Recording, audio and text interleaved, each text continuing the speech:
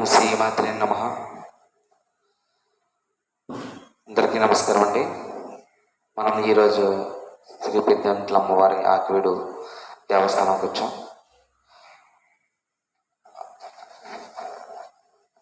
ముఖ్యంగా ఏంటంటే మనకి కొల్లేరు మరియు కొల్లేరు చుట్టుపక్కల గ్రామాలు ఏవైతే ఉన్నాయో అక్కడ ఉన్న గ్రామ ప్రజల్ని, కొల్లేరు పరిసర ప్రాంతాలని చల్లగా కాచి కాపాడి ప్రశాంతతతో విరజల్లడానికి కారణమైన శ్రీ పెద్దింట్ల అమ్మవారి యొక్క దివ్యాశీస్సులు ఈరోజు తీసుకున్నాం. ప్రతి ఒక్కరు కూడా కొల్లేరు యొక్క చుట్టుపక్కల పరిసర గ్రామాలు ప్రతి ఒక్కరు కూడా ఆరాధించే దైవం మనకి కొల్లేరు కోట పెద్దింట్ల అమ్మవారు. ఆమె యొక్క తల్లి చల్లని దీవెనలు ఉంటే మనతో అన్నీ ఉన్నట్టే. మనం హిందూ మతం గురించి మాత్రమే చాలామంది మాట్లాడుకుంటున్నారు. అసలుకి హిందూ అనేది మతం కాదండి, హిందూ అనేది ఒక ధర్మం. హిందూ అనేది ధర్మం ఎందుకు అంటున్నామంటే ఏమి చేయాలి, ఎందుకు చేయాలి, ఎలా చేయాలి అనేది మనకి నేర్పించేది ధర్మం. అంతే తప్పించి ఏదో మూఢనమ్మకం మీద వెళ్ళిపోవడము ఇంకేదో కాదు. అంటే మనకు తెలియనివన్నీ మూఢనమ్మకాలను కూడా మన భ్రమ. మనకు తెలిసినవి మాత్రమే నిజం, మనకు తెలియనివన్నీ మూఢనమ్మకాలు అని ఒక భ్రమలో ఉండిపోతున్నాం. అది ఎందుకు అలా పెట్టారు, దాని వెనక ఉన్న కారణాలు ఏమిటి అనేది విశ్లేషించగలిగితే, దాని యొక్క మూలాలకు వెళ్ళగలిగితే హిందూ ధర్మంలో ఉన్న ప్రతి అంశం కూడాను ఒక మహత్తరమైన విలువ ఉంటుంది. మనకి ఉదయం పూట బ్రహ్మకాలం అనేది ఉంటుంది.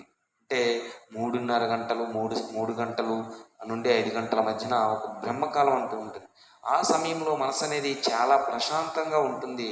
ఆ సమయంలో నిద్రలేచి కాలకృత్యాలు తీర్చుకొని స్నానం ఆచరించి భగవంతుని యొక్క ధ్యానం అంటే ఇప్పుడు మోడర్న్ టెక్నాలజీలో వచ్చిన మెడిటేషనే కదండి ధ్యానం. ధ్యానం అంటే ఎక్కడో ఏదో దేవుడి యొక్క మంత్రోచ్చారణో లేకపోతే ఏవో ఇవి సంస్కృతంలో ఉన్న మంత్రాలను పఠించాల్సిన అవసరం లేదు. మీకు తెలిసిన భాషలో మీకు తెలిసిన దేవుని యొక్క నామస్మరణ అనేది చక్కగా ఒక 15 నిమిషాలు 30 నిమిషాలు 45 నిమిషాలు మీరు ధ్యానం చేసుకోవచ్చు. దాన్ని ఇప్పుడు మోడర్న్ టెక్నాలజీలో మెడిటేషన్ అనుకుంటూ ఫీజులు తీసుకుంటూ చేస్తున్నారు కదా. అలాంటిది మనకి హిందూ ధర్మంలో మొదటి నుంచే ధ్యానం అనేది మొదటి నుంచే ఉంది. మనం హిందూ మతాన్ని ఎప్పుడైతే హిందూ ధర్మాన్ని మతంగా మార్చేసామో అప్పుడే ఈ తలదిప్పులన్నీ వచ్చాయి.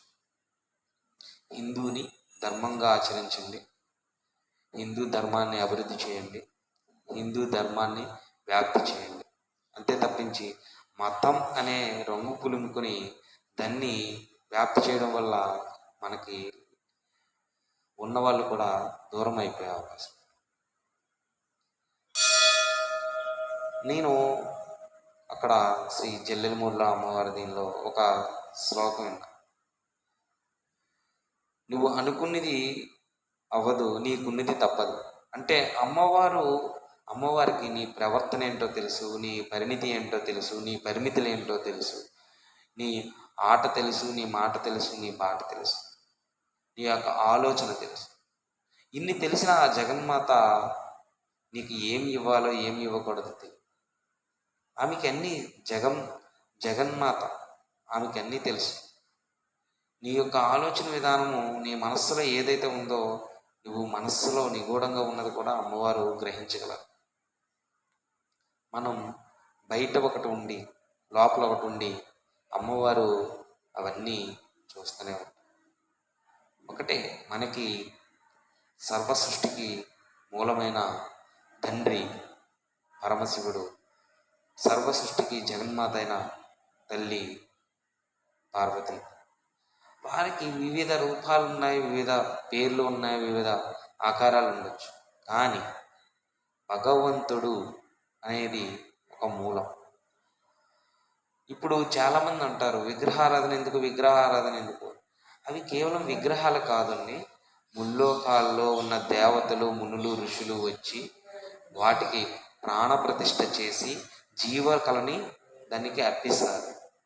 అటువంటి విగ్రహాలను మనం చూసేటప్పుడు మన యొక్క మనసులో ఉన్న నెగిటివ్ వైబ్రేషన్స్ ఏవైతే ఉన్నాయో ఆ నెగిటివ్ వైబ్రేషన్స్ అన్నీ కూడా బయటికి వెళ్ళిపోతాయి. ఎప్పుడైనా చూడండి, మనం గుడి చుట్టుపక్కల దగ్గరలో ఎక్కడున్నా ఆ వైబ్రేషన్స్ అనేవి మనకి తాకుతాయి.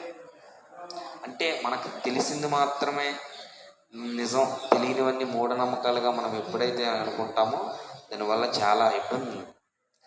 హిందూ ధర్మంలో ఆచరించే ప్రతి సంస్కృతి సాంప్రదాయాలన్నీ కూడా మనకి ఉపయోగపడేవి. అంటే ఇప్పుడు ఎలా ఉందంటే సమాజంలో అది జరిగిపోతుంది, సమాజంలో ఇది జరిగిపోతుంది అని సమాజం మీద నెట్టివేయడానికి ప్రయత్నిస్తున్నాం. అంటే మన యొక్క లోపాలను, మన యొక్క విధానాలను మనం విశ్లేషించుకోలేకపోతున్నాం. అంటే మనం చేసే తప్పులు కప్పిపుచ్చుకోవడానికి సమాజంలో అలా జరిగిపోతుంది, సమాజంలో ఇలా జరిగిపోతుంది అనే ఆలోచనని పుట్టించుకున్నాం.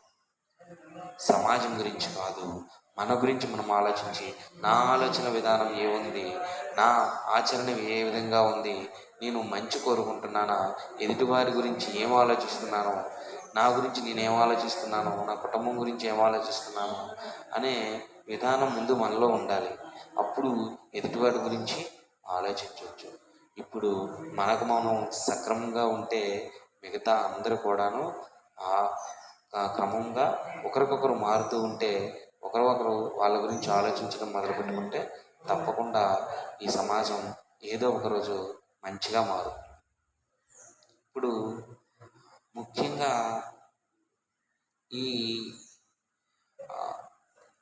ఛాందసవాదం అంటే పిచ్చి. ఎలా అంటే నా మతం మాత్రమే అనే పిచ్చి మనసులో వచ్చేసింది. అది విపరీతం. నక్సలిజం, టెర్రరిజం కంటే చాలా ప్రమాదమైనది. ఎప్పుడు కూడా దయచేసి ఏ మతాన్ని కించపరచొద్దు. మన మతాన్ని గౌరవిద్దాం, మన మతాన్ని ఆచరిద్దాం, మన మతాన్ని ప్రోత్సహిద్దాం, మన మతాన్ని అభివృద్ధి చేసుకుందాం, మన మతాన్ని వ్యాప్తి చేద్దాం. అంతే తప్పించి పరాయి మతాల గురించి మనం చెడుగా చెప్పుకున్నామంటే దాని అర్థం ఏంటంటే మన గొప్పతనం ఏమీ లేదు కాబట్టి అవతల వాళ్ళని తిడుతున్నామని అర్థం.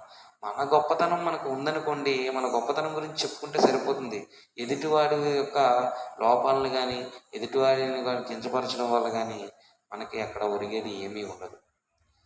ఇప్పుడు ప్రతి ఒక్కరు కూడా తల్లిదండ్రులకు ముఖ్యంగా నా యొక్క విన్నపం ఏంటంటే, చిన్నపిల్లప్పటి నుండే మీ పిల్లలకు హిందూ ధర్మం గురించి, హిందూ పురాణాల గురించి, హిందూ ఇతిహాసాల గురించి నేర్పించండి. ఎందుకంటే పిల్లతనం నుంచి ఒక మొక్కకి చిన్నప్పుడే మనం సంరక్షించి ఒక విధానంలో పెంచితే ఆ మొక్క మనకు కావలసిన ఆకారం వస్తుంది. అలా కాకుండా మనం ఎలా పడితే అలా వదిలేస్తే అది ఒక ఆకారం ఏమీ లేకుండా ఉంటుంది. కాబట్టి తల్లిదండ్రులందరూ చిన్నప్పటి నుంచే మీ పిల్లలకు హిందూ ధర్మం గురించి, హిందూ యొక్క సంస్కృతి సాంప్రదాయాల గురించి, హిందూ పురాణాల గురించి, హిందూ గ్రంథాల గురించి తెలియచేసి ఒక వాళ్ళలో విజ్ఞతను నేర్పించండి, వివేచన కల్పించండి, వాళ్ళకి మంచి మార్గాన్ని చూపించండి. ఓం శ్రీమాత్రే నమః. ఓం శక్తి, ఓం శక్తి, ఓం శక్తి.